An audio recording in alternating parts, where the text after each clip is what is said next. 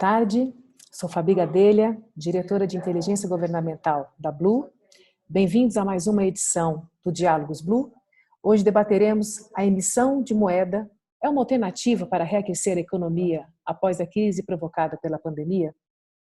Hoje, Romero Jucá, a tributarista Miriam Lavocá e os economistas José Oreiro e Roberto Eleri debatem os argumentos técnicos, políticos e os efeitos da eventual medida para fechar as contas públicas.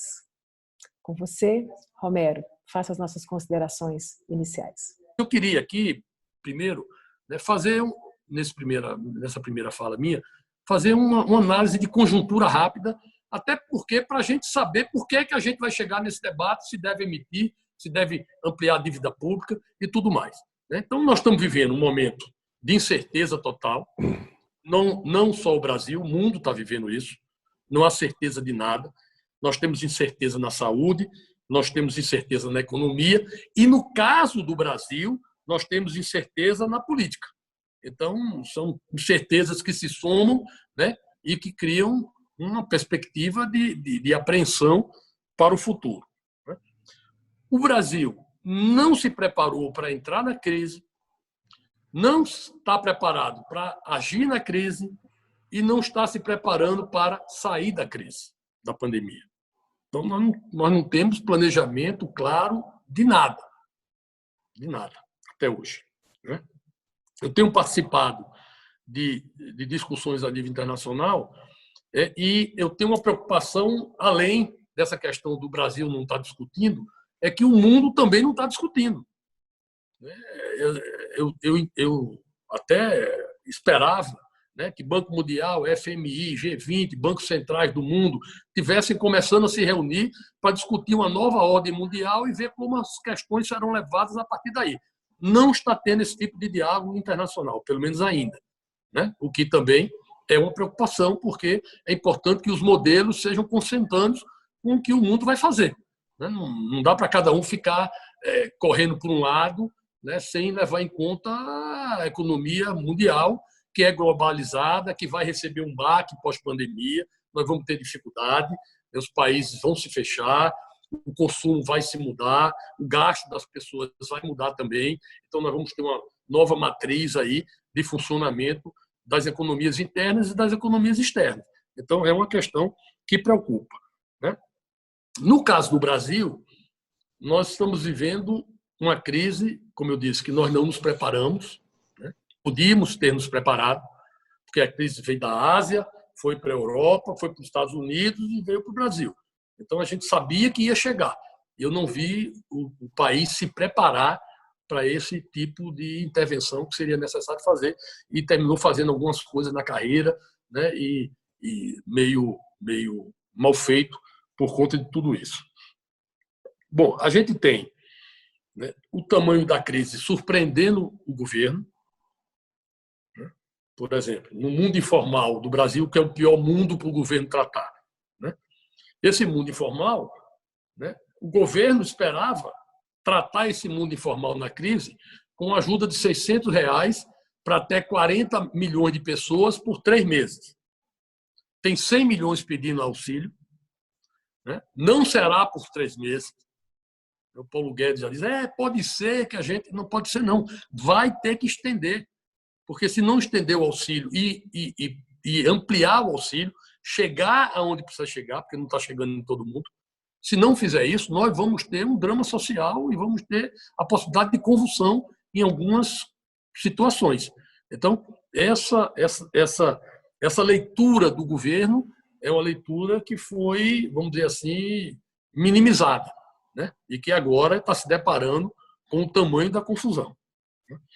A economia formal é uma economia que está organizada, mas o remédio que o governo propôs também para empresas, para servidores, para funcionários seletistas, enfim, para quem está no mundo formal, foi um remédio que se está usando em outros países, que é o remédio do crédito, e também dos acordos entre patrões e empregados no sentido de manter emprego e tudo mais.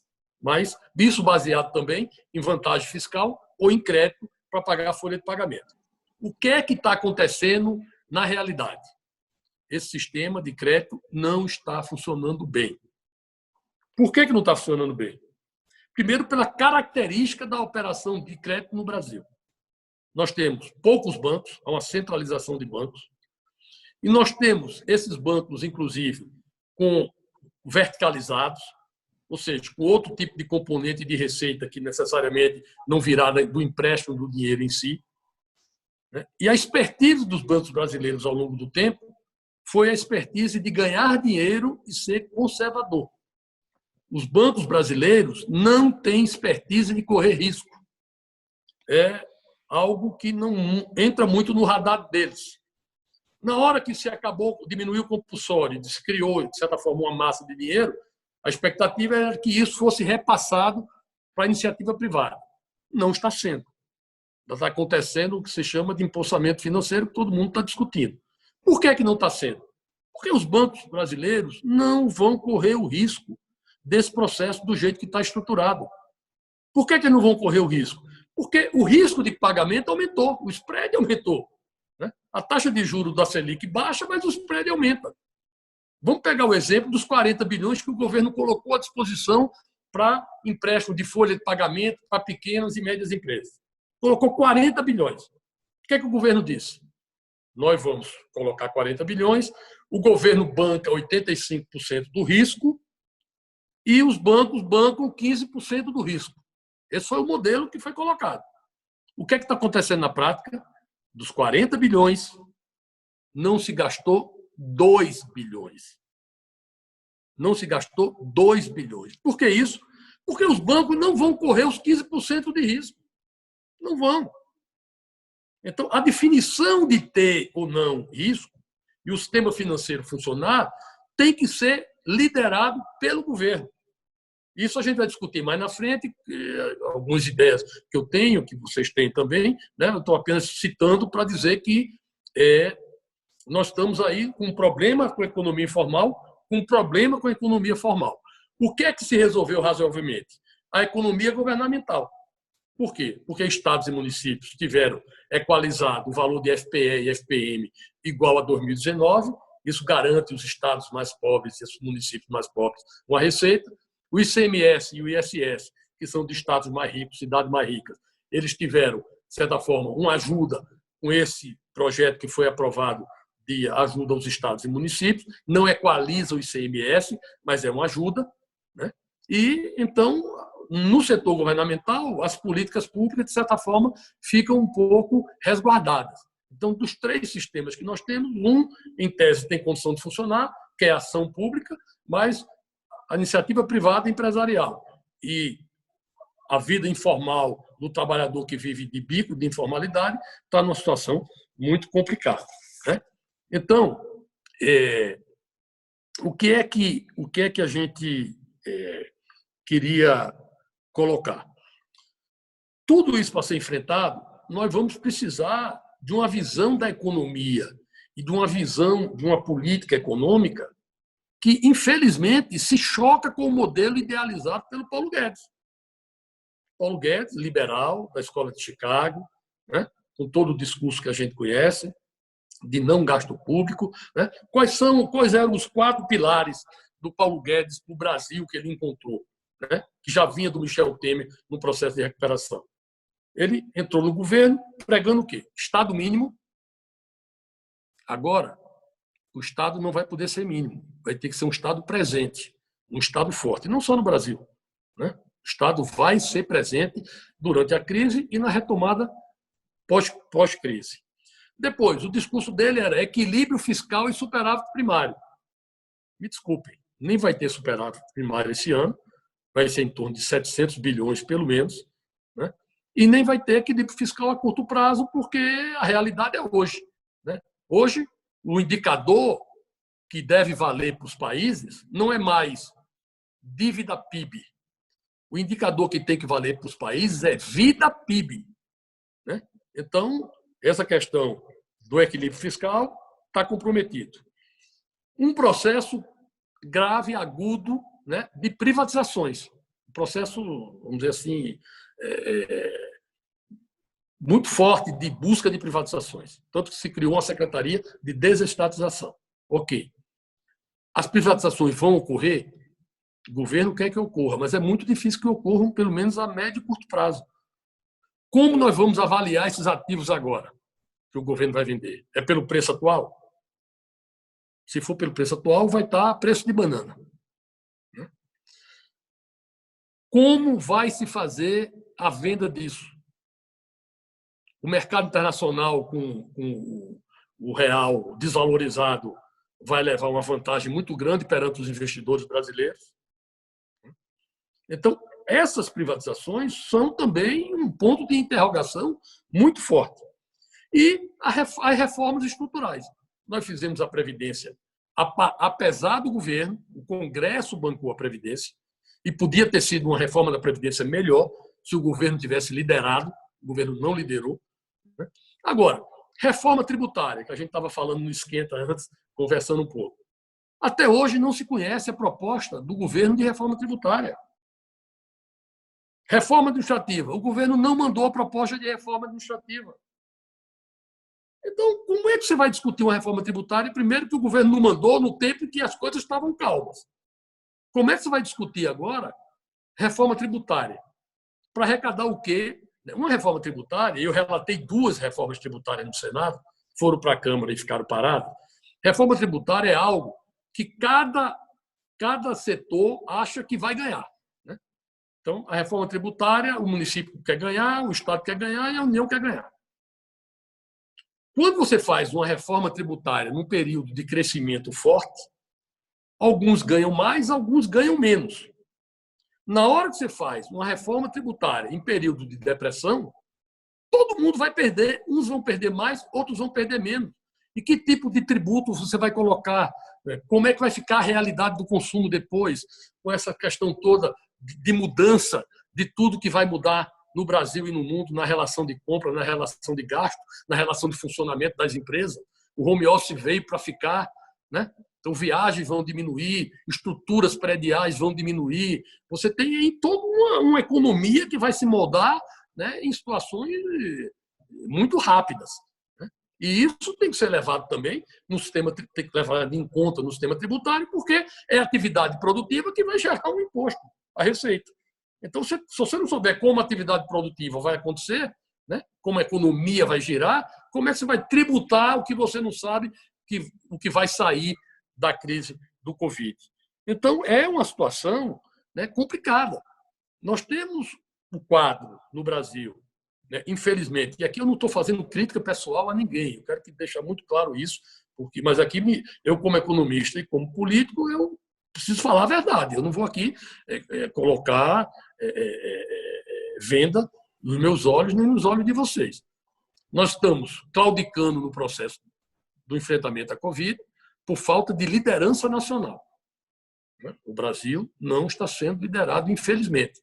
Quem podia fazer isso era o presidente da República. O que a gente vê é uma briga e até uma negação da doença. No caso da economia, a mesma coisa. Quem tem que liderar esse processo é o Paulo Guedes. Agora, como é que o Paulo Guedes está no interior dele? Será que ele está travado? Porque ele defende uma coisa e vai ter que fazer outra. Então, como é que ele vai lidar com isso? Né? Como serão as cobranças políticas do governo para o Paulo Guedes? Né? Porque o posto de Ipiranga foi colocado no governo para poder abastecer todo mundo e reeleger o presidente. O posto de Ipiranga não vai ter mais essa função. Ele não vai administrar fartura nem distribuir nada. Ele vai cortar e vai ter que dar muita explicação. Né? Então, são 2 questões importantes para esse debate. Né? Eu vou encerrar, acho que já passei do meu tempo, eu não marquei, mas já passei do meu tempo. Depois a gente entra na discussão. Como é que nós vamos fazer? Nós temos que colocar dinheiro, nós vamos emitir moeda, nós vamos aumentar a dívida. Né? Essas 2 coisas, elas se confrontam, elas se conflitam, ou elas se complementam. Né? Como é que fica a questão do câmbio nessa relação? O juro do Brasil vai continuar em 3% quando os países estão baixando tudo, muitos para zero? Né? Esse juro mais alto, qual é a influência perante o câmbio, perante a equalização da emissão e do enxugamento de dinheiro do mercado? Então, tem uma série de questões técnicas, né, que são técnicas, mas tem que respaldar a decisão política. Porque, no fundo, o Brasil vai tomar uma decisão política. Ou pelo presidente, ou pelo Congresso, ou numa união maior, ou no judiciário. Né? É ruim isso, porque as ações ficam estanques, né? E ficam até em conflito. O importante é que fosse todo mundo unido. Né? 3 tipos de países estão enfrentando a pandemia. Os países que se uniram numa unidade de ação, pelo menos a grande maioria, né? A China, a Espanha, a Itália depois, né? A Inglaterra, a França estão nessa linha. Existem países que estão divididos politicamente, e aí no conflito político, né? Os Estados Unidos é assim, por conta da disputa eleitoral do Trump, né? E o Brasil é assim também. O presidente de um lado, governadores do lado, prefeitos, e por aí vai. E tem uma terceira categoria de países, que são países que também negam o vírus. E nessa negação de vírus estão países da ex-cortina de ferro e também está uma parte do Brasil. Então, das 3 classificações de países, né, de enfrentamento da pandemia, nós estamos nas 2 piores. E isso tem uma consequência econômica muito grave. Por quê? Porque se estende o vírus, se estende a pandemia, impacta mais ainda no auxílio necessário e no baque da economia. Então, fica aqui a provocação, né? E queria ouvir os especialistas no assunto para que a gente possa aí, ilustrar e clarear mais essa dúvida que fica no ar, né? De emissão versus dívida pública, como é que a gente vai se comportar. Obrigado a todos. Obrigada, Romero. Bom, agora nós vamos convidar a Miriam, né, para poder falar um pouco sobre assim, o lugar dela, né, como tributarista e economista e também representante da ABRIG nesse debate. Miriam, com você. Boa noite, Fabi. Boa noite, senador Romero Jucá, professores José Oreiro, professor Roberto Aleri. Agradeço muitíssimo pelo convite. É, acima de tudo, um prazer imenso estar aqui nesse momento de discussão. Em especial, agradeço ao presidente da ABRIG, doutor Luiz Henrique Bezerra, pela designação. E a ideia fundamental sempre da ABRIG é o estímulo das discussões com transparência, discussões, acima de tudo, que acresçam ao momento político em que vivenciamos. Nesses últimos 30 anos de advocacia, eu confesso a vocês que nunca vivenciei momentos de tanta estabilidade. Digo isso, tanto estabilidade legislativa como estabilidade institucional. Então, hoje nós nos deparamos com alterações legislativas constantes, né, de iniciativa, seja do Poder Executivo, seja do Poder Legislativo, e também, isso a gente não pode deixar de registrar, um grande ativismo judicial. Nós temos decisões, muitas vezes, né, tomadas pelo Judiciário, de evidente competência do Poder Executivo, ou muitas vezes de evidência e competência do Poder Legislativo. Isso, sem sombra de dúvida, nesse momento que vencemos já de uma crise sem tamanho, de uma pandemia mundial, traz ainda uma insegurança maior ainda para o ambiente nacional. E esse tema eu vejo de grande importância, especialmente a gente que acompanha todas essas alterações trazidas à Constituição de 88. Eu confesso a vocês que eu já vi alterações praticamente em todos os seus capítulos, seus índices, mas poucos eu vivenciei alteração dentro das finanças públicas, dentro do capítulo Sistema Financeiro.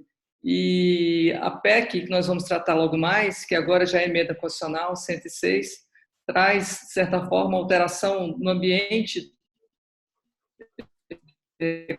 também no ambiente político, e muitas vezes nos traz uma dificuldade em vislumbrar o que pode ser disso tudo. Nós somos, acima de tudo, cultivados e criados no ambiente para se afastar a inflação sempre foi o grande problema que nós vencemos nesses últimos anos. A Constituição de 88 foi, acima de tudo, desenhada, discutida e promulgada buscando eliminar a inflação, que sempre foi um grande problema para o Estado brasileiro. E nesse momento agora nós nos vivenciamos em 360 graus, tudo mudou. Quais serão essas perspectivas e quais serão o futuro que teremos, seja no ambiente político, seja no ambiente social e, obviamente, seja no ambiente econômico. Então, o que eu queria trazer rapidamente Temos aqui 2 professores doutores que poderão abordar com toda magnitude o tema. Apesar de ser economista, minha vida profissional é fundada no direito tributário. Eu, acima de tudo, queria trazer essas colocações da grande estabilidade jurídica em que atravessamos nesses últimos 60 dias. Obrigada, Miriam. Miriam, antes de passar a fala para os professores, eu queria que você trouxesse um pouquinho a função, né, do profissional de Helgov, de poder compreender assim, esse tema técnico, né, e de como que esse processo legislativo ele precisa começar para que isso realmente seja viável. O profissional de Helgov viverá uma experiência sem igual, Fabi. Por quê? Porque viveremos agora um ambiente digital. Então, se anteriormente nós tínhamos a possibilidade de um contato mais próximo com as autoridades, um contato mais próximo, acima de tudo, com aqueles que pensam e fazem a legislação, hoje nós vamos ter a dificuldade de um ambiente que praticamente será exclusivamente virtual. Então, a importância do profissional de Helgov é, acima de tudo, com ferramentas para que ele já identifique todas essas mudanças, todas essas alterações de ambiente, acima de tudo, faça um diagnóstico e consiga levar aos formadores de opinião os interesses que são diversos. Eu vejo hoje, dentro do profissional de Helgov, acima de tudo, a necessidade dessa aproximação e, acima de tudo, de levar ao conhecimento da autoridade todos os interesses e todas as repercussões que nós teremos nesses ambientes econômicos, sociais e políticos. Especialmente, eu vejo hoje o profissional de Helgov, especialmente pela rede de contatos que formou e, acima de tudo, por ser profissionais que hoje, a cada dia, se exige mais a transparência e o compliance no exercício da sua atividade, como um profissional, acima de tudo, que vai levar informações, estudos e conhecimentos diversos para tantas áreas que precisam ser agora discutidas. Então, eu acredito que o profissional de Helgov, nesse momento, é fundamental para a formação da melhor política e, acima de tudo, uma política mais eficaz e transparente na formação das decisões. Obrigada, querida. Bom, professor José Oreiro, gostaria que o senhor apresentasse as suas considerações. Tá bom. Boa noite a todos, muito obrigado pelo gentil convite. Eu acho que a questão que a gente se depara no momento hoje na economia brasileira é de como a gente vai financiar esse aumento gigantesco do déficit público, devido tanto à queda de receita, como com as despesas devido ao programa de renda emergencial. Bom, a ideia é de que, como você vai ter um aumento muito grande do déficit, isso pode, eventualmente, levar a um aumento insustentável da dívida pública. Quer dizer, as projeções da instituição fiscal independente estão mostrando que a gente pode chegar em 2021 com uma dívida pública de 100% do PIB. Eu, particularmente, não me preocupo com isso, por 2 razões. Primeiro, que não existe nenhum limite para o aumento da dívida pública no caso de países que emitem dívida na sua própria moeda. Se a gente olhar, por exemplo, a história do Reino Unido, os dados estão disponíveis no site do Federal Reserve, a Inglaterra já passou por mais de 150 anos com uma relação dívida pública-PIB acima de 100%. Na verdade, ela termina a Segunda Guerra Mundial com uma relação dívida pública-PIB de 240%. E vai reduzindo isso de forma mais ou menos tranquila ao longo dos 30 anos subsequentes. Os Estados Unidos, a mesma coisa. Os Estados Unidos terminam a Segunda Guerra Mundial com 120% da relação dívida pública-PIB. A China tem hoje 300%. Bom, mas, pelas razões que forem, as pessoas no Brasil estão preocupadas com números cabalísticos. Então, parece que se passar de 90% da relação dívida pública-PIB, a gente tem uma espécie de abismo fiscal, uma espécie de entrar num buraco negro que a gente não sabe muito bem o que vai acontecer. Bom, nesse tipo de situação que se coloca o debate sobre o financiamento monetário do déficit público, ou seja, a ideia é de que eu poderia reduzir o ritmo de crescimento do endividamento se pelo menos uma parte desse déficit fosse financiado com a emissão de moeda. Bom, esse é o contexto geral. Bom, vamos agora às questões técnicas. Em primeiro lugar, O Tesouro Nacional sempre financia o seu déficit com emissão de títulos. A Casa da Moeda não pertence ao Banco Central e, aliás, a Casa da Moeda não faz política monetária. Okay? A própria ideia de impressão de dinheiro é uma ideia antiquada. Tá? A questão que se coloca é se o Tesouro Nacional vai vender os títulos para o mercado ou para o Banco Central. Essa que é a questão. Tá? Hoje, a Constituição Federal proíbe ao Tesouro Nacional vender diretamente títulos para o Banco Central.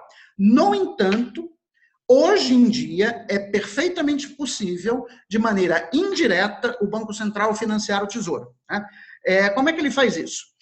Imaginemos que o Tesouro faz uma emissão de 100 milhões de reais de títulos da dívida pública e vende para os bancos. Bom, como é que isso opera? A receita da venda desses 100 milhões de reais vai ser creditado na conta única do Tesouro no Banco Central, que está no lado do passivo do Banco Central. Okay? Então, essa receita, a receita da venda de títulos é creditada nessa conta. Bom, como não houve nenhuma mudança ainda no ativo do Banco Central, tem que haver alguma mudança no passivo, tá? Para que ativo e passivo, no final das contas, sejam iguais. Então, a mudança que vai acontecer é o seguinte, vai ser debitado o dinheiro das reservas bancárias, porque no final das contas, né, os bancos vão comprar dinheiro com, enfim, com as reservas que tem no Banco Central, eles vão comprar títulos com as reservas que tem no Banco Central. Então, nós vamos ter, no lado do passivo do Banco Central, a seguinte situação. A conta única do Tesouro vai aumentar em 100 milhões de reais e as reservas bancárias vão reduzir em 100 milhões de reais. Bom, o problema é que a taxa de juros Selic é a taxa de juros do mercado interbancário.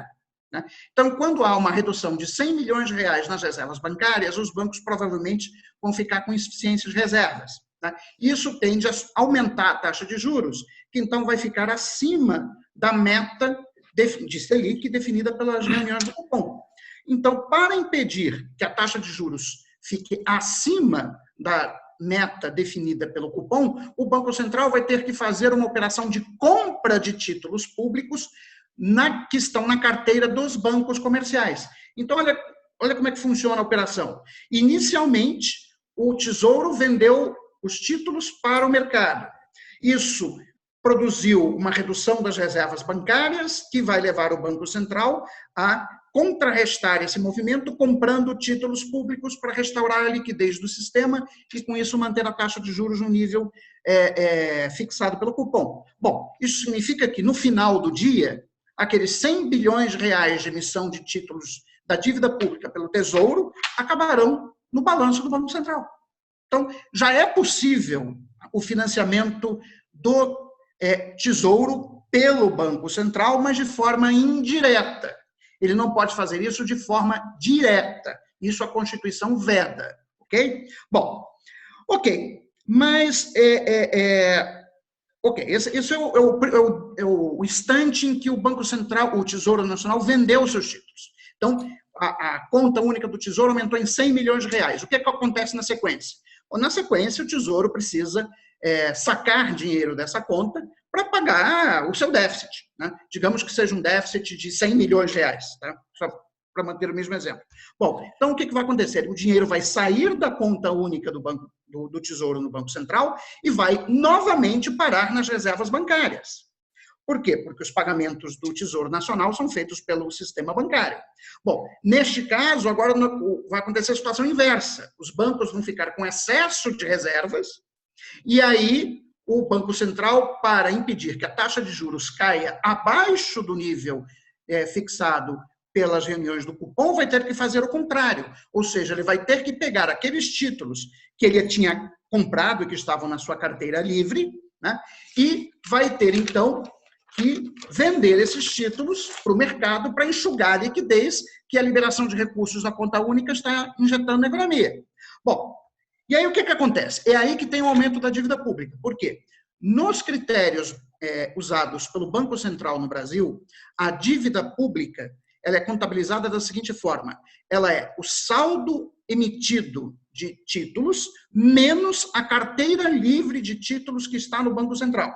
Então, enquanto o Banco Central tem, digamos, 100 milhões de reais de títulos que ele não está usando para suas operações de regulação de liquidez, esses títulos não são contabilizados como parte da dívida pública. Quando ele vende esses títulos via operações compromissadas para enxugar a liquidez que o Tesouro está introduzindo na economia, quando saca dinheiro da sua conta única, aí sim eu estou tendo um aumento da dívida pública. Okay? Bom, a questão é, o que eu preciso fazer para impedir o aumento da dívida pública? Bom, para impedir o aumento da dívida pública, o que o Banco Central tem que fazer, basicamente, é deixar a taxa de juros cair. Ou seja, quando o Tesouro saca dinheiro da sua conta única, né, para fazer os seus pagamentos, isso eleva as reservas bancárias e, portanto, reduz a taxa de juros. Se eu quero impedir o aumento da dívida pública, que ocorreria se o Banco Central tivesse que vender títulos para enxugar essa liquidez, é só deixar a taxa de juros cair. E aí que vem a questão. Bom, hoje ela está em 3%. Tá? Se eu permitir o financiamento monetário, né, do déficit público, que no fundo é dizer para o Banco Central não faça nada, ou seja, não faça as operações de enxugamento de liquidez que você faria em condições normais, a taxa de juros vai para zero. Né? E aí a pergunta que você coloca é, bom, mas e a taxa de juros vai para zero, então significa que nós vamos para a hiperinflação. Esse é um pouco o argumento dos economistas mais convencionais.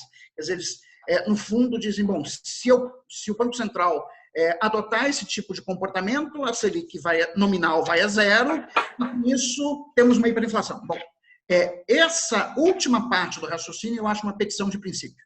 Tá? Quer dizer, por quê? A inflação, a natureza da inflação não é excesso de moeda em circulação, porque a moeda nunca está em excesso na economia, porque ela é produzida endogenamente pelo sistema. Lá no tempo do Império Espanhol, quando a moeda era moedas de ouro e de prata, isso ainda fazia algum sentido.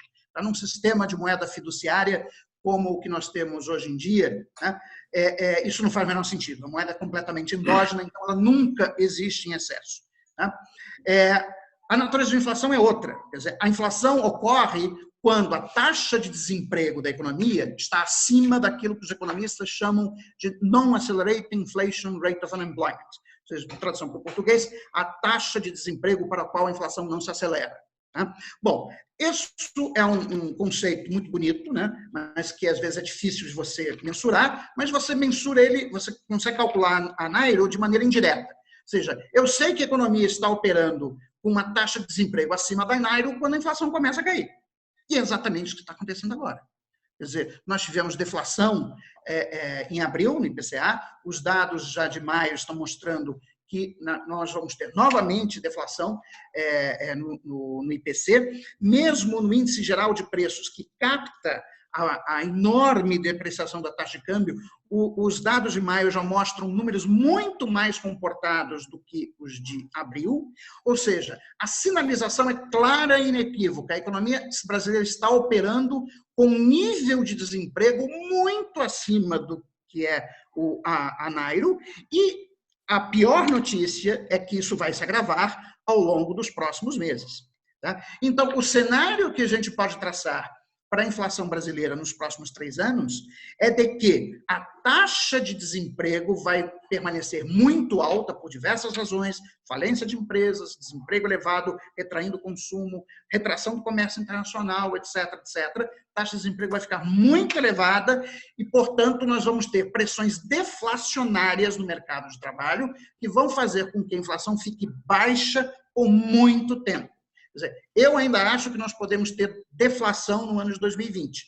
De qualquer maneira, a minha previsão mais otimista seria uma inflação em torno de 2%. Tá? Portanto, neste cenário, não tem problema nenhum da taxa de juros ir para zero. Ela já deveria ter ido, diga-se de passagem, o Banco Central está atrasado nisso. Tá? Outros países do mundo já fizeram isso, e inclusive, no caso dos países europeus, tem taxa de juros negativa.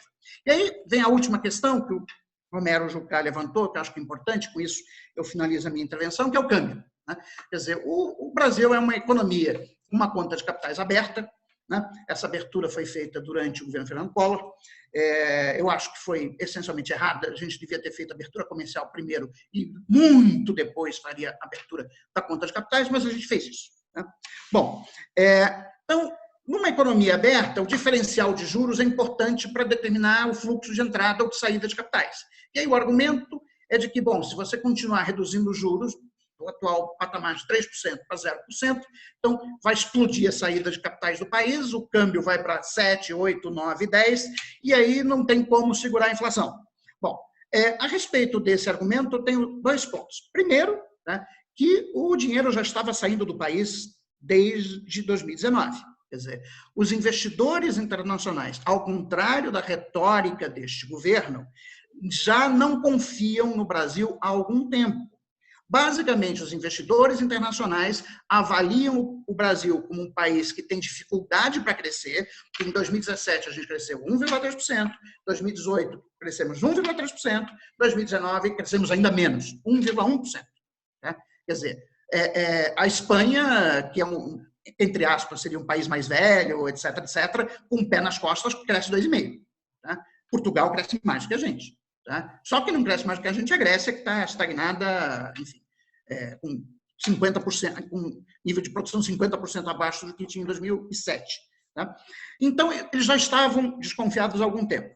Agora, quando a gente olha o comportamento do câmbio brasileiro, na comparação com as moedas de outros países emergentes, a gente vai ver que o real é a moeda que mais se desvalorizou. Agora, não é por questão fiscal, porque esse problema fiscal todo mundo está enfrentando. Quer dizer, o Peru está enfrentando, a Argentina está enfrentando, o Chile está enfrentando, a Espanha está enfrentando, a Itália está enfrentando, está todo mundo enfrentando o problema fiscal. Por que o câmbio está se desvalorizando mais rápido no Brasil? Por que as pessoas estão tirando dinheiro mais rápido no Brasil? A leitura, que inclusive saiu esta semana no Valor Econômico do presidente da Mercedes-Benz, né, é de que os investidores internacionais estão vendo que a luta, né, contra a pandemia do coronavírus no Brasil assim, é um desastre completo. Tá? Então, nesse ambiente de altíssima incerteza, o pessoal simplesmente tira o dinheiro do Brasil. Tá? Soma-se a isso a própria crise política que foi mencionada ainda há pouco pelo Romero Jucá. Portanto, eu acho que esse comportamento do câmbio tem muito pouco a ver com política monetária ou com questão fiscal. Eu acho que são mais questões idiosincráticas do Brasil. Agora, você tem que enfrentar essa questão do câmbio. A boa notícia é que nós temos instrumentos para isso. A legislação brasileira de 1962 permite, que ainda está em vigor, permite que, caso ocorra uma crise do balanço de pagamentos ou a perspectiva de uma crise de balanço de pagamentos, o Conselho Monetário Nacional, na época era a SUMOC, mas o Conselho Monetário Nacional é o que exerce as funções da SUMOC atualmente, introduza um imposto de até 50% sobre todas as transações financeiras entre residentes e não residentes no país. Tá? Então, por um período temporário, tá? Que seria, por exemplo, durante o período do estado de calamidade pública, mas a boa notícia é que isso não precisa passar no Congresso, não precisa passar no Senado, isso é uma resolução do Conselho Monetário Nacional. Ele pode fazer isso, inclusive, hoje à noite.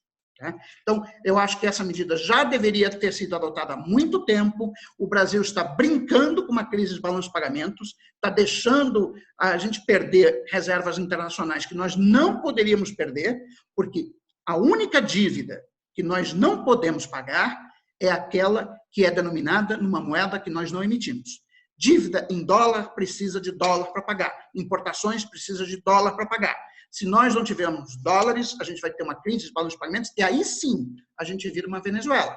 Porque o problema da Venezuela, o problema de hiperinflação da Venezuela é um problema de restrição de oferta causado por uma crise de balanço de pagamentos. As reservas internacionais da Venezuela são negativas em termos líquidos. A Venezuela não tem capacidade de importação. Zero, nada, nem para papel higiênico. Eles não conseguem nem comprar papel higiênico, não conseguiam no passado comprar sequer papel higiênico no Brasil. Então, eu vejo uma profunda preocupação o ritmo de queda das reservas internacionais do Brasil. Isso sim, não agora, mas daqui a um horizonte de 18 meses, pode nos causar um problema realmente bastante complicado. Com isso, eu termino a minha exposição. Muito obrigado. Obrigada, professor. Bom, agora vamos dar a palavra para o professor Roberto. Então, boa noite, muito obrigado pelo convite, obrigado, Fabi. Saudação ao meu colega José Oreiro, ao senador Romero Jucá e à Miriam. É uma satisfação estar participando do evento. Bom, eu ia começar a minha exposição um pouco como o Oreiro começou, explicando essa ideia de criação de reserva, de moeda. Mas como ele já fez isso, eu não vou repetir para não entediá-los demais, que o assunto é bem chato, tá certo? Vou só tentar puxar um pouco uma leitura um pouco diferente da descrição que o Oreiro fez. E o primeiro ponto que eu chamo a atenção é que, conforme o Oreiro deixou claro na exposição dele, esse mecanismo do Banco Central deixar a Selic cair, ou eventualmente subir, vai depender desse rumo, na realidade o que você está fazendo é você está mudando o princípio central da política de metas. A taxa de juros vai deixar de ser determinada pelo Banco Central, tendo como objetivo o controle inflacionário, e vai passar a ser determinada pelas necessidades de financiamento do Tesouro. Esse é o primeiro efeito que nós temos. A gente está literalmente acabando o regime de metas no Brasil, o que deveria deixar as pessoas preocupadas, porque o regime de meta vem funcionando há um bom tempo, ele teve alguns anos ruins, mas depois conseguiu se equilibrar. E, por outro lado, esse modelo onde a política monetária só reage, né, porque vai ser o Tesouro que vai determinar a taxa de juros no final do dia, é um modelo que a gente tem muito conhecimento no Brasil. A maior parte da nossa história foi assim. E o resultado, se não foi hiperinflação, foi inflação bem alta. A gente tinha uma época que a inflação de 15% ao ano era considerada baixa. Para pegar a história do Brasil, você vai ver dizer, aquele economista lá, a inflação na época dele era baixa. Aí você vai ver era 15%, 20% ao ano. Realmente a hiperinflação foi nos anos 80, depois do desastre que os militares fizeram. Mas é outra história. Então, o primeiro ponto que eu queria chamar a atenção é isso. Nós estamos... A mudança é mais profunda do que pode parecer. A gente não está falando simplesmente de uma mudança, vamos financiar diferente. Não, nós estamos falando de uma mudança completa de paradigma da política monetária brasileira, onde o Banco Central não vai mais definir taxa de juros buscando inflação. Aí vem a preocupação com a inflação. A hiperinflação, isso é muito discutível. O que nós temos hoje é um processo que é difícil de medir de inflação. Até porque a cesta de bens que o IBGE usa, nesse exato momento, ela não está refletindo a realidade. E não é um problema do IBGE, que fique claro isso, é um problema da crise. Vou dar um exemplo. Na cesta de bens que o IBGE usa para fazer o IPCA, a alimentação é 20%. Mais ou menos isso, é 20%. Que deve ser mais ou menos o que a gente gasta com a alimentação em tempos normais. Hoje em dia, e eu vou brincar um pouco, eu sempre brinco, eu gosto de fazer isso para descontrair. Não sei se dá para ver pelo computador, imagino que não, porque mal dá para notar isso, mas eu sou um cara bem gordo. E isso quer dizer que eu como muito. O que na prática quer dizer que, em tempos de pandemia, eu acho que a alimentação deve ser 80% da minha cesta de consumo. E imagino que as pessoas que estão presas em casa devem estar por aí. A alimentação, o IPCA agora deu 1,7% no mês. Com desemprego, sem desemprego, com crise, sem crise, com vírus, sem vírus. Nós tivemos 1,7% de aumento de preço de alimentação ao mês. A inflação dá baixa? Dá. Por quê? Porque cai combustível, foi para o chão, todo mundo acompanhou isso no mundo. A Petrobras já anunciou aumento grande na refinaria. Então, essa inflação baixa, ela é baixa, inegável, eu não brinco com o número, não é? Mas é preciso a gente entender o contexto. Nós estamos num momento muito esquisito e, como nós estamos falando de recuperação pós-pandemia, não dá para usar esse paradigma como parâmetro. Então, eu não estou falando de hiperinflação semana que vem, mas eu estou falando que a inflação deveria olhar. Até porque essa tese de que inflação só vem com o desemprego, é uma tese conhecida na academia, ela é mais ou menos. E aí, de novo, o próprio colega, quando fala, ele mostra as limitações dessa tese. Por exemplo, quando ele disse o câmbio disparar, a inflação vai junto. E cadê o desemprego? O desemprego não vai? Nós temos várias experiências, inclusive no Brasil, onde você tem o desemprego subindo e a inflação junto, 2015. Aconteceu exatamente isso. Foi exatamente quando o desemprego começou a subir, a inflação passou de 10% em 2015. Então, a inflação é uma coisa que você não brinca com ela, não dá para você ficar tão confortável nessa mudança do sistema de metas. E aí vem a questão, é muito necessário? Bom, o que o presidente do Banco Central está dizendo é que não. Quem está dizendo é o presidente do Banco Central, que vai operar. Então, nós vamos mudar a Constituição, nós vamos abrir mão do regime de controle inflacionário que está aí desde 99, para permitir uma operação que o presidente do Banco Central disse que não está na dele. O antigo presidente do Banco Central, o Ilan, também disse que não. Eu não ouvi o Tombini. O único presidente do Banco Central recente que falou a favor foi o Meirelles, que tem mais de 10 anos fora do cargo. Então, os presidentes recentes do Banco Central não estão achando que é necessário abrir esse caminho. Então, nós estamos falando de comprometer um sistema que funciona para substituir por uma opção que não é tão necessária. Os países que fizeram esse tipo de coisa, geralmente se fala, o mundo está fazendo. Via de regra, fazem quando a taxa de juros não pode mais baixar. E aí é um ponto importante. A nossa ainda pode, como falou o próprio professor, eu nem acho que deva. Mas é outra discussão. Mas pode, tem espaço ainda para baixar, embora eu acredito que não deva. No finalzinho eu tento contextualizar um pouco, por que não. Mas havendo espaço para redução de juros controlada pelo Banco Central, eu não acho que seja prudente você criar uma redução de juros de uma hora para outra criada pela demanda de financiamento do Tesouro. Então, do ponto de vista estritamente mais técnico, eu acho que essa é a questão central. Nós estamos abrindo mão de um regime que está aqui há mais de 20 anos para colocar um regime novo que já nos deu muito problema no passado, que é esse onde o Tesouro é que acaba determinando a taxa de juros, olhando as suas necessidades de financiamento. O segundo ponto que eu queria trazer é um ponto um pouco mais político, menos técnico, de macroeconomia, mas que é importante, principalmente aqui numa mesa de relações governamentais. Essa possibilidade do Banco Central financiar o Tesouro, comprando o título do Tesouro, é um aumento de poder considerável para o governo. E aí eu pergunto, nós queremos mesmo tanto poder para o governo? Não pensa que vai estar no governo o cara que você acha ideal, não. Não pensa que vai ser Deus encarnado que vai estar governando o país. A gente tem que trabalhar com a realidade do país. O governo é o presidente Bolsonaro. Antes era o Temer, antes ainda foi a presidente Dilma. São essas as pessoas. Não adianta você imaginar que vai entrar um governo que você gosta e que vai usar esse poder, essa capacidade gigantesca de financiamento para comprar ou para gastar com as coisas que você acha certo. Não é assim que funciona a democracia. Quem vai decidir o governo é a maioria. Então, nós temos mais ou menos o governo que está aí. Eu não sei, eu não sou político, porque tem gente que entende muito mais de política do que eu para saber se o governo chega no fim ou não.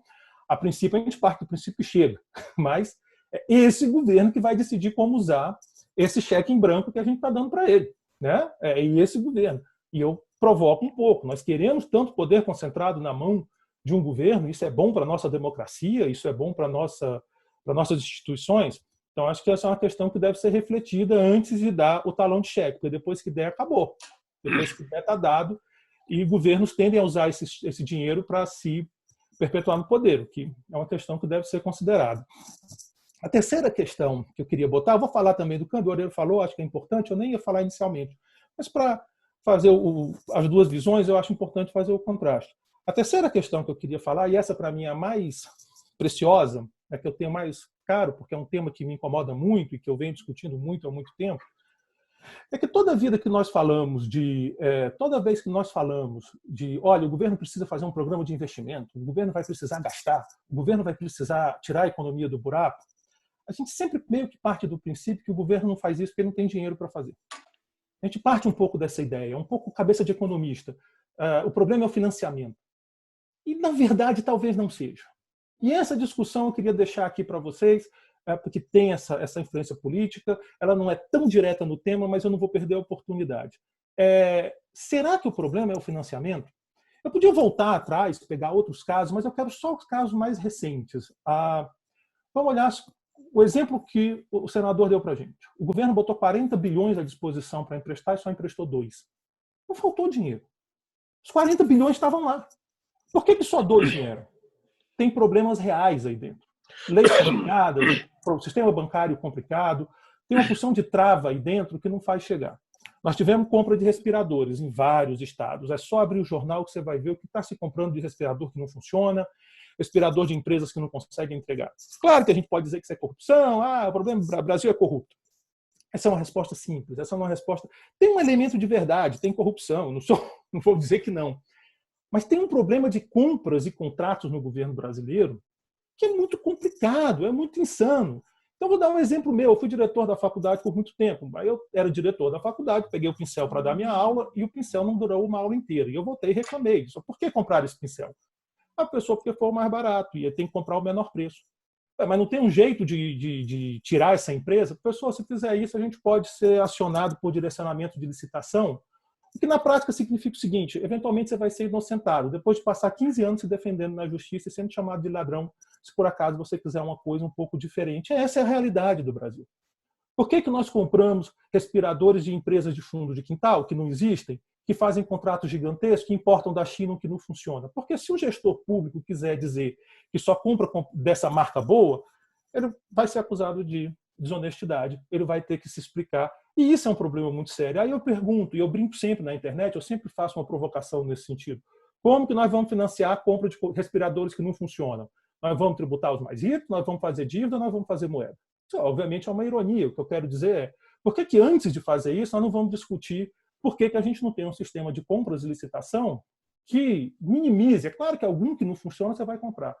Essa discussão, e aí eu sei que faz um pouco a ponte com as reformas, e vocês só falam de reformas, mas não é porque senão a gente corre o risco de repetir o que aconteceu recentemente, onde nós fizemos um gigante programas de investimento, o BNDES fez financiamentos gigantescos, chegou a ser maior que o Banco Mundial em desembolsos, e o resultado que veio, crescimento, não, veio uma crise gigante, 2 anos de queda de PIB. Por quê? Muito investimento mal feito, muito investimento ruim, porque nós não temos mecanismos adequados. Então, eu creio que antes da gente discutir financiamento, vamos discutir o seguinte: o que é que a gente pode fazer? Nós queremos começar a transposição de Rio, que nunca termina? Não faltou dinheiro. É problema jurídico, é problema. Então, essa discussão é importante de ser feita. Eu sei que o momento é péssimo, mas eu não tenho culpa de ser um momento péssimo. Eu estou pedindo isso há 20 anos. Entendeu? Termina essa fase, né, depois de falar só de câmbio, com uma provocação que eu já fiz algumas vezes, inclusive no Congresso Nacional, quando eu tive a oportunidade. Eu moro em Brasília, eu sou professor da UNB, minha querida UNB, e apesar, minha família é do Ceará, mas eu tenho desenvolvido um carinho em Brasília imensa. Essa cidade foi feita em 4 anos, no mandato presidencial, nos anos 50, no meio do que então era o nada. Foi assim que foi feito o Brasil. O presidente da República disse que ia fazer e fez. Eu desafio um presidente, governador, prefeito fazer uma ponte em 4 anos hoje em dia. Eu desafio fazer a 4ª ponte do lago em 4 anos ou uma ponte no Lago Sul. Não consegue. Aqui fizeram um trevo de triagem aqui, eu acho que o governador passou o mandato dele inteiro para fazer isso. Caiu um viaduto, foram uns 3 anos para fazer o viaduto de novo. O que aconteceu nesse país? Por que um país que fazia uma cidade em 4 anos agora não faz um viaduto? Não foi porque os engenheiros desaprenderam. Nós fizemos uma Copa nos anos 50, com o Maracanã, que era um símbolo do mundo. Para fazer essa Copa nova, a gente teve que mudar a lei. Porque se não faz o regime especial, não ia ter estádio para a Copa. Então, tem um problema que a gente tem que discutir. Não dá para ficar falando de financiamento, financiar coisa que não funciona. Por fim, o câmbio. Nesse ponto, eu concordo muito com o Oreiro. Em grande parte, eu não concordo com a prescrição dele, viu, Oreiro? Da paz, eu não concordo com a prescrição dele, mas com o diagnóstico um bocado. E aí, com todo respeito ao presidente da Mercedes-Benz, que obviamente tem a leitura dele, os interesses dele, não é o Covid. Não que não seja um desastre que está acontecendo no Covid. A fuga de capitais do Brasil, a saída, para não botar um termo tão pesado, ela é anterior ao Covid. Ela vem acontecendo desde 2019. Então não pode ter sido. O Covid pode ter apressado. As pessoas ficaram mais assustadas, mas não é a causa original. A causa original, a gente pode procurar em questões estruturais, você pode dizer, mas é uma crise política. Mas a crise política a gente está desde 2015, no mínimo. Já está vivendo. Saiu um presidente, entrou outro, teve denúncia, vai cair o presidente, vai impugnar a chapa, entrou outro presidente. Mas não é. Eu creio que é assim muitos juros. Você está baixando bem os juros. É esse modelo que o Paulo Guedes já falou abertamente, que ele quer sair do modelo de câmbio valorizado e juros altos para o modelo de juros baixos e câmbio desvalorizado. Claro que o juros sozinho não ia fazer tudo isso, mas digamos que é o juros turbinado por esse outro lado. Mas os juros têm um papel central nessa história. E o câmbio, e também concordo com o Oreiro, se o câmbio sai de controle, não vai ter ninguém que pare a inflação no Brasil. Sabe? Se o câmbio sai do controle, nós estamos há vários anos com o pessoal de atacado rodando uma inflação 7%, 8% ao ano. É só olhar. Ano passado, inclusive. Uma hora vai chegar na ponta. Não tem como. Então o cara quebra. E quando o cara quebra, reduz a oferta. Então, se não tem demanda, não tem oferta, a gente entra nessa crise tradicional de inflação alta com crise. Volto a dizer, a combinação de desemprego e alta inflação alta é muito comum na história, inclusive do Brasil. Não tem nenhum, inclusive na história recente. Não tem nenhum absurdo nessa combinação. Então, eu acredito, claro, o regime de câmbio flutuante não é uma coisa que o Banco Central vai sair correndo, mas aí eu não faria essa cobrança de imposto, que no fundo é controle de capital, está sendo proposto. Não faria. Eu tomaria mais cuidado com o ritmo de juros, é por isso que eu disse que embora exista espaço para redução de juros, é uma questão de matemática, 3, 0, tem gente que consegue menos de 0, vamos supor que a gente consiga 0, então o espaço está aí, eu não faria. Eu acho que o momento é de prudência, de esperar. E tomaria mais cuidado para fazer, por exemplo, entender os mecanismos para permitir que todo esse apoio que o governo está dando, essas linhas de crédito, cheguem lá. Eu vi o diretor do Sebrae recentemente dizendo: o problema não é a taxa de juros, o problema é que a gente não consegue a burocracia, os formulários. Então, eu focaria mais nos problemas reais que impedem o gasto do governo de acontecer como a gente quer. Por que a gente gastou com os respiradores e eles não chegaram? A parte de crédito acontecer como a gente quer. Por que todo esse dinheiro que o governo está encaminhando para as empresas não chega?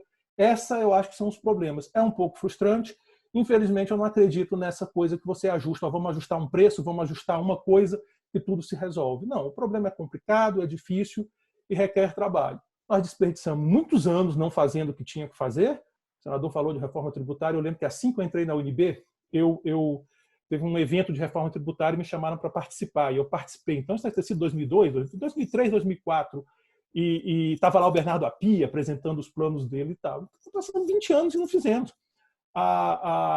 Agora a coisa pegou e vamos ter que resolver alguns problemas, porque tudo que a gente não precisa é de uma pandemia, da economia em frangalhos e a gente gastando dinheiro mal gasto, ou então a gente disponibilizando crédito que não chega na ponta. Isso é o que a gente menos precisa. Depois a gente discute o financiamento ou o preço.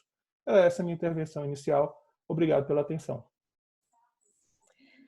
Obrigada. Obrigada, professor. Obrigada a todos. Olha, pelo avançado da hora, temos muitas perguntas, muitas dúvidas. Eu vou selecionar uma que eu acho que a maioria dos participantes, dos brasileiros que estão acompanhando, é a que mais tem angustiado. Qual que é a opinião dos debatedores a respeito do cenário desenhado pelo Banco Suíço BS, no qual o dólar pode chegar a R$ 7,00? É um cenário realmente possível? E aí, qual de vocês, ou cada um de vocês, pode responder um pouco? Professor Oreiro. Bom, vamos... Olha só, é um cenário possível, tá? Em função da instabilidade política no Brasil. Agora, não é um cenário necessário, e eu vou dizer por quê. Tá? Embora a nossa especialização produtiva em commodities tenha limitado o nosso crescimento durante os anos de bonança, né, ela agora está nos ajudando. Em que sentido? Né? Commodities como soja, carne, minério de ferro, têm baixa elasticidade e renda na demanda. Isso significa que quando a renda mundial cresce, as exportações dos produtos crescem pouco, mas, por outro lado, quando a renda mundial cai, que é justamente a situação que a gente está vivendo agora, essas exportações vão ser pouco prejudicadas. Então, as nossas exportações elas vão cair, mas não vão cair muito. Por outro lado, como a atividade econômica vai cair muito no Brasil, então as importações vão despencar. Isso significa que o cenário que eu estou projetando para o saldo da balança comercial é fazer isso. O saldo da balança comercial vai aumentar muito. Então, o aumento do saldo da balança comercial é um fundamento econômico. Ele ancora as expectativas de desvalorização da taxa de câmbio, porque a situação das contas externas vai melhorar de forma significativa.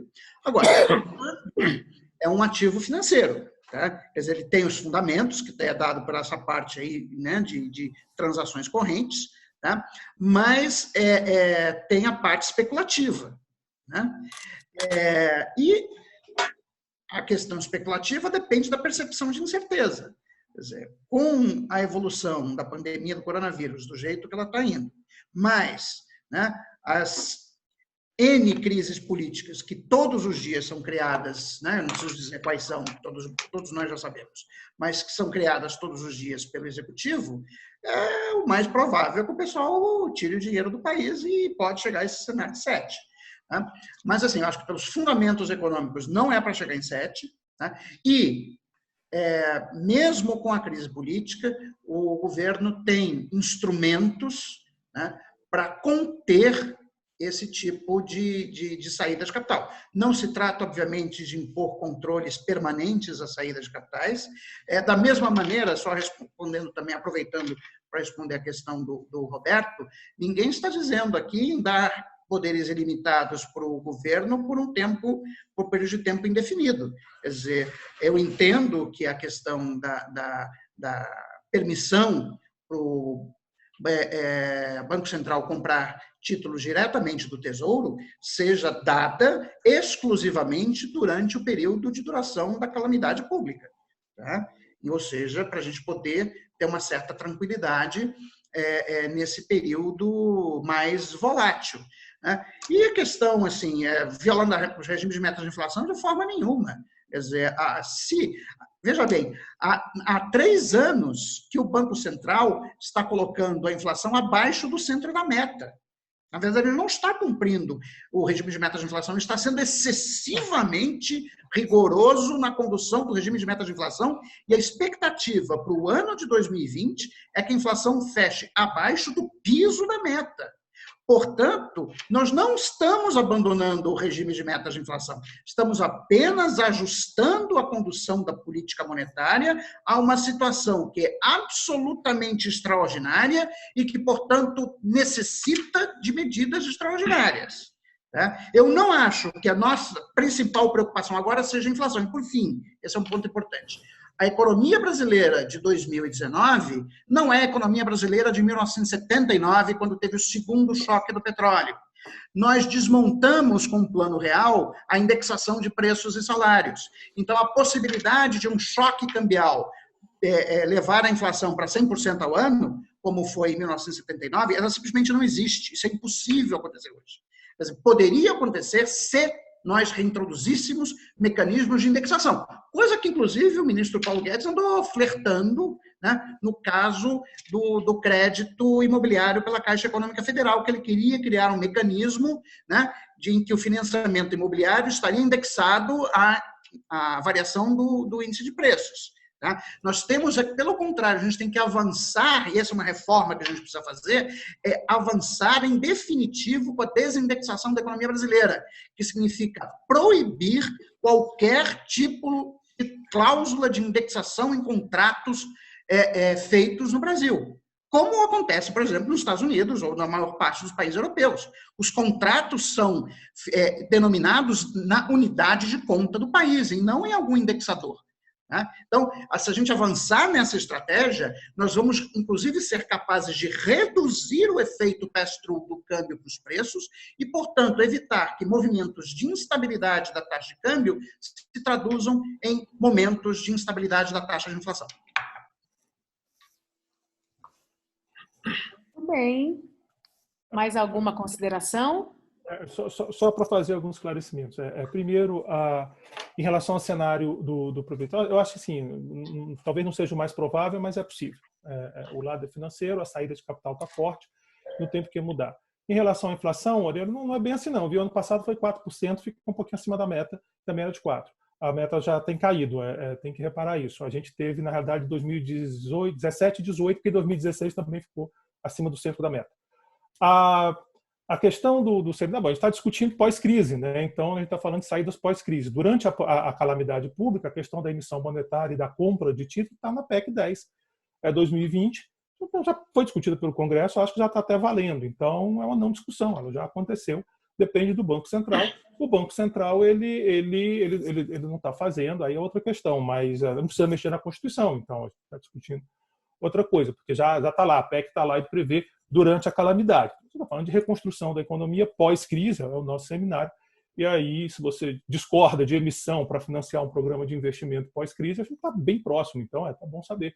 Mas durante a crise, tem lá a medida, eu espero que não seja usada, que o Banco Central tenha juízo. Mas é isso. Mas olha, eu talvez assim, eu não acho que é provável nesse ponto, eu até concordo com o Oreiro, mas eu também não acho tão pouco provável. É um cenário que a gente tem que ficar esperto. E se passar de 7 de câmbio, 8, uma hora vai pressionar sim a inflação, com ou sem indexação, as coisas vão começar a acontecer. Ou a gente acha que os servidores públicos vão ficar quietos, não vão pedir aumento, quem perder dinheiro não vai pedir aumento, etc, etc, etc. Isso não vai acontecer, nós vamos ter uma indexação informal que seja. Mas era isso. E obrigado pela oportunidade. Romero. Fabi, bom, eu queria também partilhar da visão dos dois que me antecederam, né, do Oreiro e do Roberto. É claro que nós estamos vivendo uma estabilidade, né? É claro que durante o ano de 2019 todo houve muita especulação, né, porque os resultados da economia não respaldavam o crescimento da bolsa e outras questões e do próprio a questão do câmbio. Nós perdemos aí, desvalorizamos 43% nesse início de ano, né? Então mostra a fragilidade efetivamente dos ativos brasileiros, né? Então é muito importante que nós tenhamos os mecanismos técnicos, e aí eu quero concordar, o Banco Central, com a PEC da crise, já tem os instrumentos para atuar no mercado secundário, né? Já é um instrumento, não está atuando ainda. Acho que o governo tem que, aí os dois falaram aqui, tem que operacionalizar as saídas. Não adianta a gente ficar discutindo tese se a gente não aplicar na realidade. Então, como esse câmbio vai reagir às questões, por exemplo, a próxima reunião do Copom vai reduzir a taxa Selic? Provavelmente vai reduzir a taxa Selic. Falou-se aqui, centro da meta de inflação. O centro da meta da inflação vai ter que ser rebaixado. Até onde vai? Vai depender da fixação da taxa Selic, de como o câmbio se comporta. Então, tem algumas questões que são interligadas que precisam de uma definição clara e transparente do governo. Aqui o Roberto falou na questão da emissão, do aumento do poder do governo na questão da emissão, né? Mas eu queria dizer aqui que é possível que se dê primeiro isso num prazo provisório, né? E depois com a supervisão, fiscalização do Senado. O Senado tem aparato instrumental legal para fazer isso. Nós criamos, em 2018, o IFE, o Instituto Fiscal Independente, no Senado, exatamente para poder fazer determinados acompanhamentos. Então, a transparência, se for necessário, emitir moeda, né? O acompanhamento da dívida, porque a dívida pode ser de 100, 120, o tamanho da dívida não me preocupa. O que me preocupa é, efetivamente, como seja feito o gasto para que nós tenhamos uma saída da crise. E isso, na frente, possa responder. Qual é uma vantagem do Brasil? 2/3 do nosso PIB é mercado interno. Então, consumo interno, que pode ser resolvido internamente. Não depende do exterior. Outra questão importante, nós temos o agronegócio, que foi dito aqui, que sofrerá, mas sofrerá menos. Então, nós temos expertise nisso, e alimento vai precisar, né? Nós temos ativos que são importantes, né? Para a privatização, para concessões, para tudo isso. Claro que o momento não é agora de vender, mas por que não pegar esses ativos, essas concessões, criar um fundo e esse fundo lastrear essa questão da atividade, do gasto de um orçamento de guerra separado do orçamento de custeio do governo? Já fizemos orçamento de guerra para esse ano. Por que não fazemos um orçamento de reconstrução, separado do orçamento que tem teto do gasto para custeio da máquina, para despesas administrativas, para investimentos outros? Por que não se cria uma alternativa lastreada nessa condição que o Brasil tem? Então, são discussões que têm que aparecer. Agora, quem tem que liderar essa discussão é o Paulo Guedes. Quem tem que liderar os atos feitos pelo governo para destravar todas essas questões é o presidente com o Paulo Guedes. Então, volto à minha primeira fala, né? Nós precisamos de uma mudança de postura dos dois. Mas é fundamental para que a gente possa, efetivamente, controlar ou ter previsibilidade, né, desse câmbio, né, com instrumentos que o Brasil tem. Vou falar depois sobre o que foi dito aqui pelos outros, fazer um pequeno comentário sobre cada um dos debatedores, mas acho que nessa questão do câmbio, se o Brasil fizer o feijão com arroz, nós não chegaremos a R$7 o câmbio do dólar até o final do ano. Bom, para finalizar o nosso debate, temos muitas perguntas, mas eu acho que tem uma que vale a pena estender um pouquinho, porque já que nós estamos com um público bem ativo, bem permanente, tem uma pergunta que é para o Romero e para a Miriam, que eles têm essa intimidade com o tema. No caso de emissão de moeda, se a dívida pública for elevada e a economia não crescer, ficaria a reforma tributária inviabilizada? Ou pior, haveria risco de aumento de impostos nos próximos anos? Bom, doutora Miriam primeiro, porque as mulheres têm prioridade, depois eu falo a seguir dela. Obrigada, senador. A reforma tributária é o tema de 20 anos, como bem lembrou os colegas e o senador. Há 20 anos que se discute a possibilidade de uma reforma tributária e agora, em 2020, nós tivemos, de certa forma, ao meu sentir, um processo muito acelerado. Eu digo um processo muito acelerado porque, com a criação do IBS, que seria esse imposto único, estaríamos aí aglutinando tributos federais, estaduais e municipais. Então, de certa forma, uma discussão muito rápida e com a possibilidade eminente de aumento da carga tributária. Com a PEC 45, nós fizemos algumas simulações para alguns setores, especialmente os setores de serviço.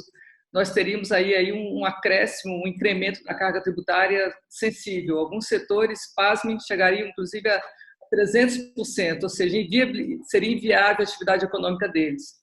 Agora, no momento em que nós vivenciamos uma crise como essa, uma crise que é mundial, nunca vivenciada antes, nós sei que a sociedade se paga através dos tributos, ou seja, no momento que nós vivenciamos e que, acima de tudo, os direitos sociais são gritantes, acima de tudo, o direito maior, que é o direito à vida, é difícil, apesar de tributarista sempre voltada para a defesa do contribuinte, não se imaginar que, num determinado momento, nós seremos chamados, sim, a pagar a conta como um todo.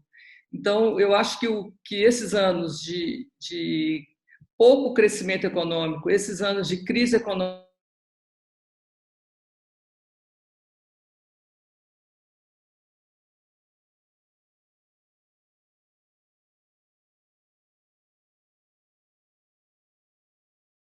sim, um sistema tributário difícil de se entender, extremamente complexo, e ainda nós temos no Brasil o que nós chamamos de folha de salários, que é uma coisa que afeta profundamente a possibilidade de empregar.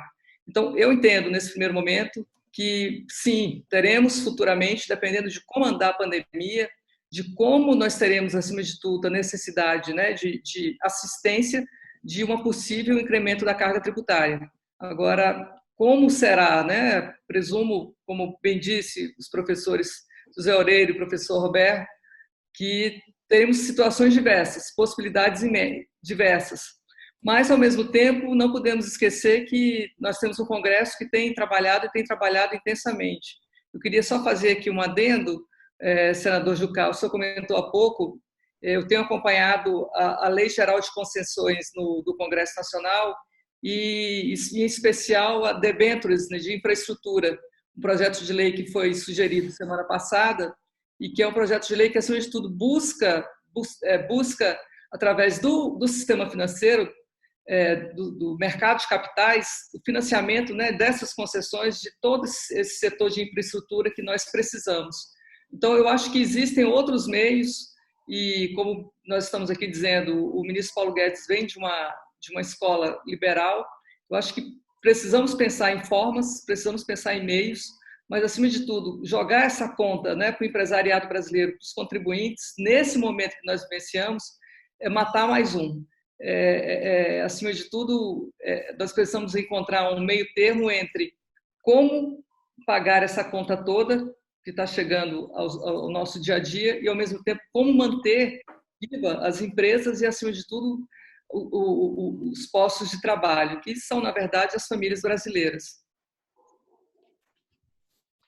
Muito bem, obrigada. Romero?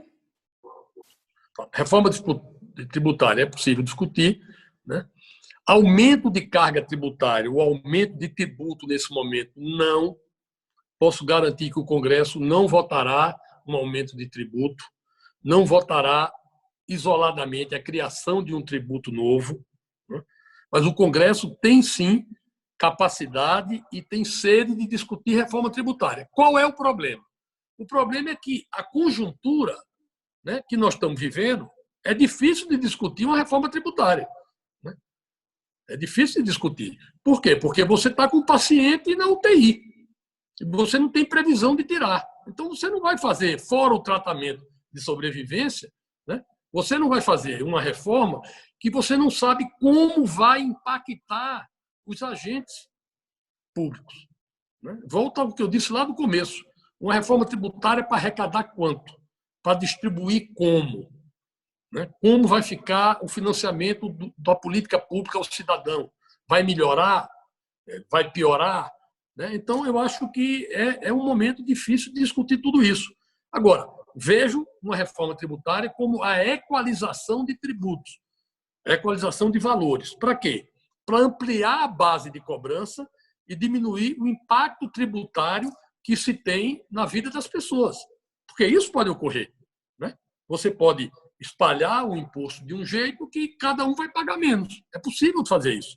Depende da base de cobrança e da forma que você está cobrando. Né? Outra questão, por exemplo, nós vamos sair de um Brasil com milhões de desempregados. Então, nós vamos precisar gerar emprego, atividade e renda.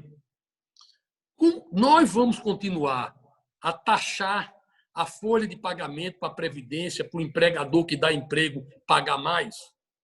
Está errado. Eu me manifestei isso desde a reforma da Previdência.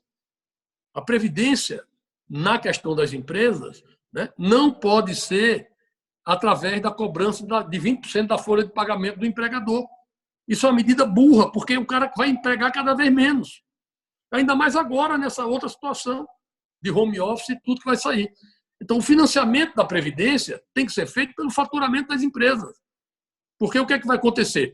Quem fatura muito vai pagar, né, independente de ser intensivo de capital ou de tecnologia, e quem emprega muito vai pagar se faturar muito. Se faturar pouco, vai pagar pouco, mas vai estar gerando emprego. Então, essa discussão ela precisa ser feita, mas não vejo esse ano calma, tranquilidade, né, estabilidade para se fazer uma discussão dessa. Né? Acho que tem que acalmar primeiro, tem que ter liderança do governo. Né? Então, primeiro, é preciso acalmar um pouco essa crise de relacionamento com o Congresso, com os governadores, com os prefeitos. Todos esses são agentes importantes que vão discutir essa reforma tributária. Né? E ninguém está com espírito de fazer isso agora. Então, eu sou a favor de uma reforma tributária. Como eu disse, eu relatei duas. Né? Há anos atrás, eu criei o IVA no Senado. Nós mandamos para a Câmara e parou. Por que parou? Pela instabilidade, pela insegurança dos governadores, dos estados, que queriam deixar de arrecadar ICMS para arrecadar um imposto único, que como é que seria partilhado, como é que faria isso, ficaria na mão do controle do governo federal, não ficaria. Então, tem muitas questões a serem respondidas, técnicas e políticas, que eu não vejo, no momento, calma, condição, ambiente para se fazer tudo isso. Obrigada, Romero. O professor Roberto pediu a palavra. Então, só inicialmente eu fazer uma correção aqui, me desculpar com vocês, eu troquei a meta de inflação desse ano com a do ano passado, talvez porque eu acho que a meta de inflação devia ser 2% o tempo todo, mas é isso. Então, o Oreiro está certo, tem que estar 3 anos com a inflação abaixo do centro da meta. Isso está correto, Oreiro? Desculpa, foi confusão minha. Eu continuo achando que 4% é uma inflação absurdamente alta, que o governo não devia aceitar 4% de inflação. Mas essa é outra história, só para fazer o registro, que é importante. Em relação à reforma tributária, eu acredito assim, que essa questão da emissão monetária ela não é determinante para a reforma tributária. A reforma tributária ela tem outros obstáculos muito maiores, que são os obstáculos que têm que ser tratados. Eu acho que já foram ditos vários aqui, mas eu queria registrar com um pouquinho de ênfase a questão do Pacto Federativo. Enquanto a gente não resolver o problema federativo, a gente não resolve reforma tributária, porque é basicamente assim que faz reforma. Você bota na mesa, cada governador faz a conta. Perdeu, sou contra. E aí você faz o conluio do que vão perder e a coisa para de andar. Tem sido assim desde sempre. O que você precisa fazer? Você precisa repensar todo o pacto federativo. Nós temos nosso federalismo fiscal é muito ruim, quer dizer, essa parte de impostos entre estados. A gente repete impostos sobre a mesma base. Não está muito clara a atribuição de cada um. e isso cria um caos que, na hora de fazer a reforma tributária, cobra seu preço. Então, a primeira coisa que a gente tem que fazer é entender que a gente tem uma federação muito desigual. É absurdo a gente acreditar que os estados, eu sou do Ceará, ou os estados da fronteira lá da região norte, eles vão ter a mesma estrutura tributária ótima que São Paulo. Então, simplesmente não faz sentido. Nós estamos falando de realidades absolutamente diferentes. Então, essa realidade reflete a estrutura tributária. Então, nós temos que ter essa margem. Às vezes, o que me incomoda da proposta que passa lá do IVA é essa ideia de um tamanho cabe todo mundo. Isso não é o Brasil. O Brasil é um país muito diferenciado e a gente tem que trabalhar essas questões. Aqui no Centro-Oeste, onde eu moro agora, a economia é diferente da economia de São Paulo, de outros estados. Então, é uma discussão profunda que tem que ser feita. Não vai ser feita agora. O governo, eu acredito que ele está encaminhando isso de uma forma muito ruim, desde o começo. Na verdade, a equipe de economia do governo, eles têm insistido na CPMF, que é um imposto muito problemático, não mostram um desenho completo. Então, primeiro era o Marco Sintra, porque o Marco Sintra tem fixação em imposto único, é esse o problema. Aí tira o Marco Sintra, traz o Torce, que é um cara excelente, mas cadê a proposta? Cadê a proposta? Eu até comentei aqui quando a gente falou antes. É muito eu não sou especialista em Congresso, aqui todo mundo entende mais de Congresso do que eu, mas é muito difícil imaginar uma reforma com a complexidade da tributária ser aprovada sem uma liderança clara do governo, sem o governo pelo menos dizer qual é a proposta dele, o que ele quer, para a partir daí fazer a negociação. O regime é presidencialista, o presidente tem uma representatividade, o executivo tem. Então, eu não vejo a reforma tributária sair independente dessa discussão da emissão. Essa discussão é outra. A reforma tributária não vai sair porque simplesmente a gente sequer tem uma proposta de reforma que tenha esse peso do executivo. Eu sei que o Congresso está tentando, o mérito do Congresso, tentar trabalhar, mas é muito difícil fazer isso sem a presença do executivo. Eu registro só que a reforma da Previdência saiu, eu acho que já foi dito, né, apesar do governo, é isso mesmo. A proposta era do Temer, fizeram um ajuste lá, porque o governo Temer, sim, é independente. Cada um pode ter a opinião que quiser do governo. Estou fazendo um registro. O governo Temer encaminhou a proposta. Foi criticado por uns, elogiado por outros, é do jogo. Tinha uma proposta. A parte que o governo tentou inovar de capitalização, eu tenho talvez não é o pioneiro é o Flávio Ataliba, que trabalha lá no Ceará, trabalhou com o Ciro na campanha e fez uma proposta muito boa de reforma tributária junto ao Ciro. Mas é um dos primeiros, ele está naquela primeira geração de propostas de capitalização, é minha. É um artigo que está publicado, é de 2003 e tal. E na época eu disse, pelo amor de Deus, tirem capitalização disso. A gente não está preparado para essa discussão. É outra discussão. Vamos andar com o que tem na mesa. E não foi o que aconteceu. Quase que a reforma é inviabilizada, porque num certo momento o governo disse que se não botasse capitalização era melhor nem fazer. Eu acho que foi um ato quase de... Não sei como é que a Câmara conseguiu tocar mesmo assim. Conseguiu. Parabéns para eles. Então, eu acho que a reforma tributária e outras reformas não passa por essa questão da emissão. Ela passa por outras questões profundas e eu confesso, eu sou entusiasta da agenda de reforma, sempre fui. O Oreiro trabalha comigo, a gente trabalha junto há muitos anos, ele sabe disso, de como eu visto essa camisa, é uma coisa que eu realmente visto a camisa, mas eu estou muito pouco esperançoso com essa agenda nos próximos anos, por dois motivos. Primeiro, que é óbvio que a crise, a pandemia, vai ter que a gente rever essa agenda. Isso é óbvio, o mundo mudou, então a gente tem que repensar tudo, não está na hora. E segundo, porque mesmo que não tivesse, eu não vejo a mobilização necessária para fazer reforma, como eu vi em alguns momentos em outros governos que realmente se mobilizaram. O governo vestiu a camisa da reforma e foi em frente. Eu não estou vendo nada disso. Então, eu não sou muito otimista, não. Bom, só para finalizar, professor Oreiro, 1 minutinho. Olha só, duas colocações. A primeira é sobre a agenda de reformas. Quer dizer, eu acho que algumas reformas são necessárias, mas a importância delas está sendo superestimada na economia brasileira.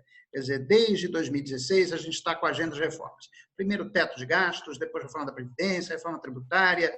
Ano passado o governo encaminhou o Plano Brasil Maior. E o fato é que o crescimento continua em 1,2% ao ano. A gente saiu da crise de 2014, 2016 com a mais lenta recuperação cíclica da história.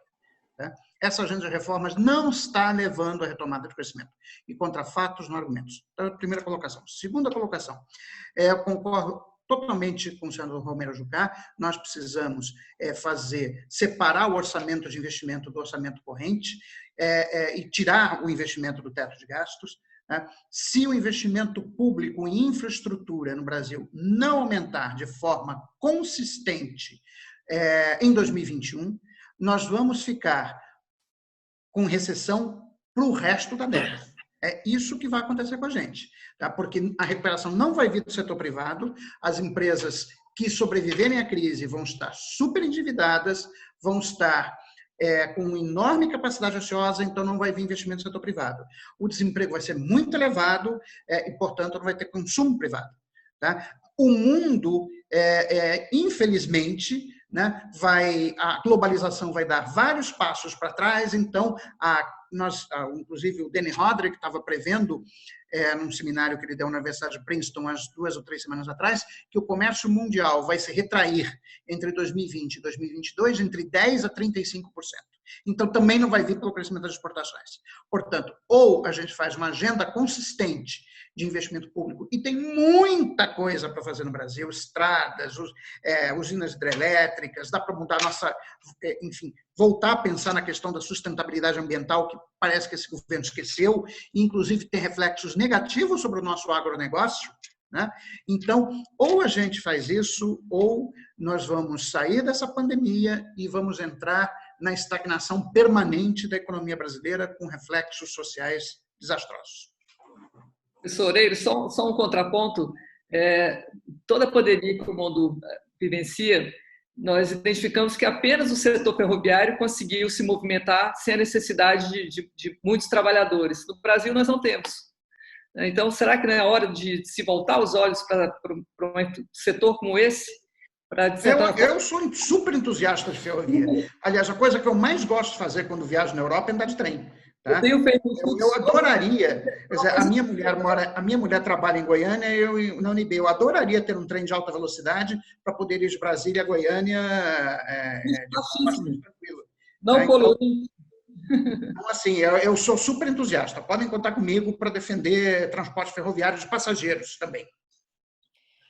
Bom, Fabino, nós estamos encerrando, Fabi? Estamos encerrando. Gostaria. Eu queria só. Então, queria dar uma palavrinha rápido. Primeiro, agradecer o alto nível do debate, né? Agradecer a Miriam, o Zé Oreiro e o Roberto, né?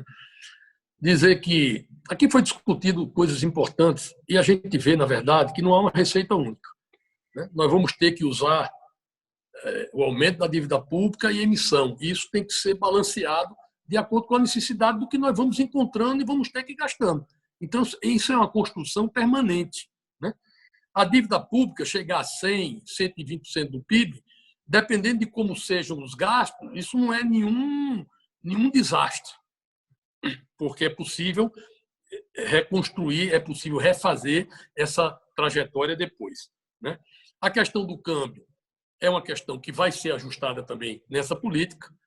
O centro da meta de inflação tem que ser diminuída, a taxa de juros do Selic tem que ser diminuída, né? Então, são questões que vão ajustando o comportamento. E volto a defender o orçamento separado de investimento, de retomada da economia, da atividade econômica, separado do orçamento de custeio e de funcionamento dos ministérios. São duas coisas diferentes. O teto de gasto tem que funcionar durante 2 anos, né?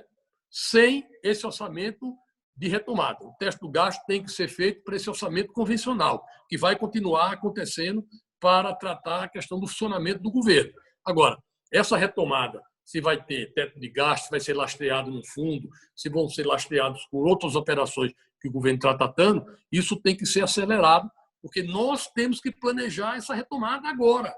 Não adianta ficar esperando acabar o Covid para poder planejar um processo futuro. Isso começa agora, né? Dizer que, infelizmente, volto a ressaltar, nós não temos a liderança necessária para conduzir esse processo, né? Aqui foi falado de reforma da Previdência. A proposta central da reforma da Previdência do governo era a capitalização. A capitalização caiu, o governo ficou sem proposta a reboque do Congresso. Tudo bem, isso foi costurado pelo Congresso, uma meia sola, e se fez a reforma da Previdência. A questão da reforma tributária, a proposta do governo era super CPMF. não vingou também. O governo vai ter que se reconstruir numa proposta e até hoje não se encontrou em qual a proposta ele vai apresentar e liderar o processo. Então, tem muita ausência de liderança nessa condução. É importante que a gente possa unir o país, né? E é importante que esses mecanismos financeiros, né, eles possam vir efetivamente tornar realidade a decisão política do país. Né? Foi dito aqui antes, por todos, é uma decisão política. E eu quero dizer a Miriam que o papel, né, das relações governamentais é muito importante nesse momento, porque no momento em que se isolam, né, os entendimentos, diminui, né, a proximidade, é muito importante poder estar sintonizado e debatendo com o governo, com o Congresso, levando as expectativas das empresas, dos setores produtivos. Nós temos que construir com a sociedade essa solução. Isso não é só solução isolada do governo, né? O governo tem que respeitar e trazer colaborações, né, de todos os setores da sociedade, porque quem gera riqueza, quem gera dinheiro é a sociedade. Né? O governo não gera recurso. O governo toma recurso da sociedade através de impostos. Então, isso tem que ser harmonizado para que tome o mínimo possível, que possa aplicar da melhor forma possível esse dinheiro que tira da sociedade. Obrigado a todos aí. Espero que a gente possa continuar mais na frente esse debate, talvez aferindo um pouco essas políticas que foram feitas de emissão e também de dívida pública. Estou à disposição, enfim, quando precisarem, é só me convocar que eu apareço. Obrigado. De novo, obrigado pelo convite. Estamos aqui. Só não vão fazer trem-bala ligando Rio e São Paulo de novo, pelo amor de Deus. O meu interesse particular é Brasília-Goiânia, não se preocupe. Esse tudo bem, você faz. Você sabe que o Roriz queria fazer. Particular. Isso aí não... O Roriz queria fazer esse trem-bala, não é? Porque não deixaram. Aqui o Planalto Central é bom, porque é mais ou menos plano, Isso. Não precisa gastar muito, entendeu? Isso. E para mim vai ser uma mão na obra, você imagina. Miriam? Muito obrigada a todos, foi um prazer imenso. Fico à disposição. Discussões sempre construtivas é o que nos leva a olhar o futuro. Bom, muito obrigada a todos e todas que ficaram até agora. E agora encerramos. Boa noite a todos. Boa noite. Boa noite a todos. Um abraço. Boa noite a todos. Até a próxima. Até a próxima. Tchau, tchau.